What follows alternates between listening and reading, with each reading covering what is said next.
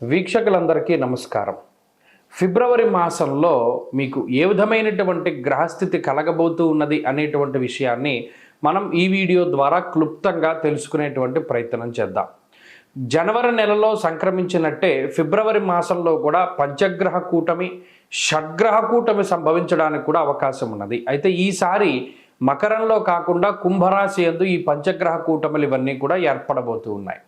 అలాగే ఫిబ్రవరి మాసంలో ఉండేటువంటి గ్రహస్థితిని గనక మనం ఒక్కసారి గమనిస్తే మిథున రాశి యందు గురుడు సంచరిస్తూ ఉన్నారు. అలాగే సింహరాశి యందు కేతువు యొక్క సంక్రమణం జరుగుతూ ఉన్నది, కేతువు సంచరిస్తూ ఉన్నారు.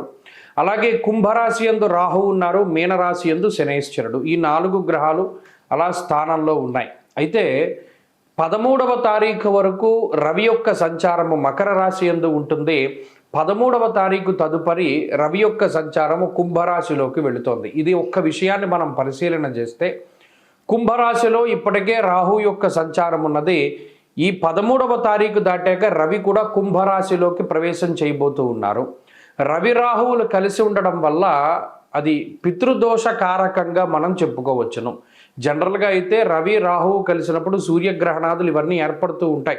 అయితే ఈసారి మన భారతదేశంలో ఏ గ్రహణాలు కూడా ఇప్పుడు కనబడడం లేదు. కాబట్టి గ్రహణ సంబంధమైన విషయాలపై మనం భయపడవలసినటువంటి అవసరం లేదు. కానీ ఇక్కడ రవి రాహువులు కలిసి ఉంటే పితృదోషము వస్తుంది. ఈ 13వ తారీఖు తదుపరి ఫిబ్రవరి మాసంలో ఎవరైతే జన్మించబోతూ ఉన్నారో ఆ శిశువుల పైన ప్రభావం పడుతుంది. అందువల్ల ఎవరైనా ఫిబ్రవరి మాసంలో ఏదైనా సిజేరియన్ ముహూర్తాలు వీటి గురించి అడిగేటువంటి వాళ్ళు చాలామంది ఉంటారు. వాళ్ళకి సూచనప్రాయంగా ఒక మాట ఏమిటి అంటే 13వ తారీఖు లోపులో వీలుంటే కొంచెం పరిస్థితులు అవి సానుకూలంగా ఉంటే ఈ సిజేరియన్ అవి కూడా ముహూర్తాలు మీరు చేసుకోవచ్చును. 13 దాటిన తర్వాత రవి రాహువుల యొక్క కలయిక వల్ల పితృదోషం అనేటువంటిది ఏర్పడుతూ ఉన్నది. అలాగే ఈ పంచగ్రహ కూటములు, దేశారిష్ట యోగములు ఇవన్నీ ఏర్పడుతున్నాయి కాబట్టి అది కొంత జాతకం మీద ప్రభావాన్ని చూపెడుతుంది. కాబట్టి ఆ విషయాన్ని దృష్టిలో పెట్టుకోవాలి. మరీ కాంప్లికేట్ అయిపోతే మాత్రం అంటే ఈ లోపులోనే చేసేసుకోమని కాదు. ఏమన్నా అవకాశం ఉంటే మీకు అవకాశం ఉంటే 13 లోపులో ఈ సిజేరియన్లు ఇవన్నీ కూడా చేయించుకోవడం ద్వారా పితృదోషాదులు రాకుండా ఉంటాయి. ఇది ఒక ప్రధానమైన విషయం. ఇది మీ ఆరోగ్యాన్ని బట్టి ముందుకు వెళ్ళండి, దీంట్లో ఇబ్బంది ఏం లేదు. ఇంకొకటి ఏంటి అంటే శుక్రబుధులు కూడా కుంభరాశి అంతే సంచరించబోతూ ఉన్నారు. అంటే ఇక్కడ 4 గ్రహాలు, రాహుగ్రహము, రవిగ్రహము, శుక్రగ్రహము, బుధగ్రహము, వీటితోటి చంద్రుడు కలిసిన లేదా ఈ మాసం చివరిలోనే కుజుడు కూడా కుంభంలోకి వెళ్ళబోతూ ఉన్నారు. ఈ 5 గ్రహాలు వెరసి చంద్రుడితోటి కలిపి షడ్గ్రహ కూటమి కుంభరాశిలో ఏర్పడబోతూ ఉన్నది. కాబట్టి ఈ గ్రహస్థితి వల్ల ఈ మాసంలో అటు దేశకాలమాన పరిస్థితులు ఎక్కువగా ప్రభావితం చెందబోతూ ఉన్నాయి. దేశారిష్ట యోగం అనేటువంటిది పట్టబోతూ ఉన్నది. ఎందుకంటే అటు కుజరాహువుల యొక్క కలయిక, అలాగే రవి రాహువుల యొక్క కలయిక ఇవన్నీ కూడా దేశారిష్ట యోగాలుగా చెప్పబడ్డాయి. ఈ సందర్భాల్లో ఎక్కువగా అగ్ని ప్రమాదాన్ని సూచించేటువంటి విషయాలు. అలాగే వాయుతత్వ రాశి యందు ఈ గ్రహస్థితి ఏర్పడుతూ ఉన్నది కాబట్టి అతి వేగంగా వీచేటువంటి గాలుల వల్ల కానీ లేదా గాలి ద్వారా స్ప్రెడ్ అయ్యేటువంటివి ఏమైనా ఉంటే గ్యాస్ ద్వారా వచ్చేటువంటి విపత్తులు లేదా అగ్ని సంబంధమైనటువంటి విపత్తులు, వాయు సంబంధమైనటువంటి విపత్తులు ఏర్పడడానికి అవకాశం ఉంటుంది. కాబట్టి ఈ మాసమందు చాలా జాగ్రత్తగా ఉండడం ఇది దేశారిష్ట యోగం కాబట్టి చెప్పదగినటువంటి సూచన. ఇక ఈ గ్రహస్థితి ద్వారా మీ రాశి ఫలితం ఏ విధంగా ఉందో మనం ఇప్పుడు తెలుసుకుందాం. కుంభరాశి వారికి ఫిబ్రవరి మాసము కూడా మధ్యస్థంగానే నడుస్తుంది. ఫిబ్రవరి మాసం కూడా అని ఎందుకన్నాను అంటే జనవరి నెల కూడా అలాగే నడిచింది. అంటే ఇది ఆనందదాయకమైనటువంటి సందర్భం ఉండదు. ఏదైనా సినిమాకో లేకపోతే ఇంకోటో వెళ్ళారనుకోండి, మధ్య నుండి వచ్చేవలసినటువంటి పరిస్థితులు ఉంటాయి.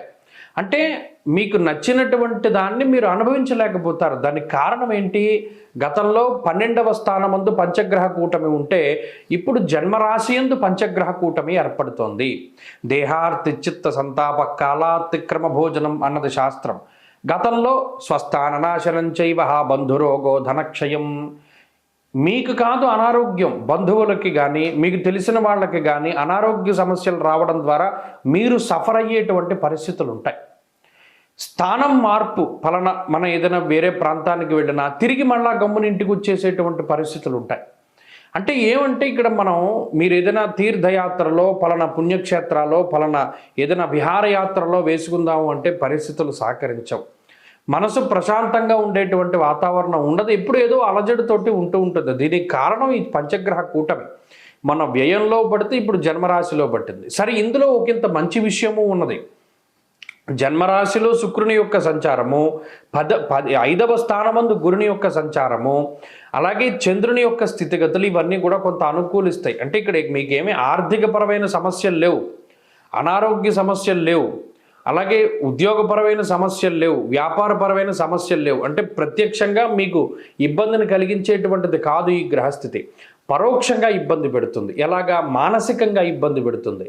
మీకు తెలిసిన వాళ్ళకి ఏదైనా ఇబ్బంది మీ చెవిన పడడం, లేదా ఇతరులకు ఏదైనా వచ్చిన సమస్య మీదుగా మీరు భావించడం, లేదా మీ కుటుంబ సభ్యులు, జీవిత భాగస్వామి, సంతానం, ఇలా ఇతరులు ఎఫెక్ట్ అవ్వడం ద్వారా ఆ మెంటల్ టెన్షన్ మీ మీద పడుతూ ఉంటుంది. దానికి ఈ గ్రహస్థితి కారణం. ఇంకొకటి ప్రధానంగా నిద్ర ఉండకపోవడం.